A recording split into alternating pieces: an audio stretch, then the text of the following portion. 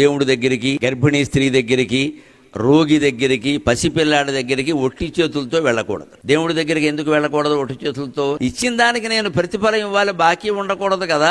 అందుకని వాడు ఇవ్వగలిగింది తులసాకు మాత్రమే, నేను ఇవ్వగలిగింది కోట్లు కదా ఇచ్చాను అంటాడు. అంటే దానికి రద్దు అయిపోయింది. ఇక్కడ దేవుడికి అహంకారం మమకారాలు ఉండవు, అందుకని పట్టుకెళ్ళమన్నా. గర్భిణీ స్త్రీ దగ్గరికి వెళ్ళినప్పుడు ఏమైనా పట్టుకెళ్ళమన్నారు. ఎందుకంటే గర్భిణీ స్త్రీల కోరికలు ఏమీ లోకానికి నష్టం కలిగించేవి, ఆవిడ ఆరోగ్యానికి నష్టం కలిగించేవి కాకపోతే వెంటనే తీరు, లేకపోతే ఆ లోపం బిడ్డలో కనపడు. మా అక్కకి మినపసోనం ఇష్టం అని ఓ కేజీ చేయించి పట్టుకెడతాడు. అలా గర్భిణీ స్త్రీ దగ్గరికి వెడితే ఆవిడ కోరికలు సరదాగా ఉంటా కూడా తెలుసుకుని పట్టుకెళ్ళమని. అలాగే రోగి దగ్గరికి ఆయన ఏమి బయటికి వెళ్ళి ఏం కొనుక్కోలేడు, ఎందుకని 2 యాపిల్ పళ్ళు పట్టుకెడితే అవే తింటాడు. ఆయన అన్నం తినకూడదు కదా. మరి చిన్న పిల్లాడి దగ్గరికి ఎందుకు పట్టుకెళ్ళమని చెప్పారో తెలుసా? వాడు చాలా తెలివివాడు. ఏమీ పట్టుకెళ్ళకుండా మనం వెడితే మన సంచి తీసుకుని జిప్పు తీసి వెతికి నాకేం తెచ్చేవాడు అంటాడు. వెంటనే ఆవిడ మొహమాట ముఖ్యమంత్రి వచ్చినా అంతే అడుగుతాడు వాడు. అలా చిన్నపిల్లల చేత అడిగించుకోకుండా మనమే ఇచ్చేస్తే పరువు దక్కుతుంది. ఊరికే శాస్త్రాలు చెప్పరండి.